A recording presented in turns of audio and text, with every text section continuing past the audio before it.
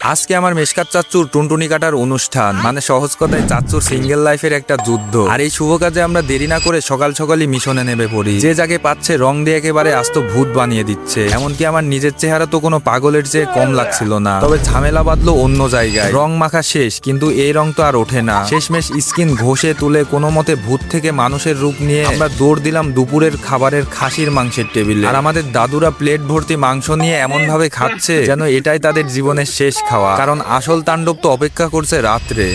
বিকেল হতেই শুরু হলো ক্লাসিক ফ্যামিলি পিকচার সেশন, কিন্তু যার অনুষ্ঠান তারই কোনো খোঁজ নাই। তাই তাকে খুঁজতে গিয়ে দেখি ভাইরে ভাই, চাচ্চুর পেছনে মেয়েরা পুরো লাইন লাগাই দিছে। আমার দিকে আবার একজন হাইও দিল।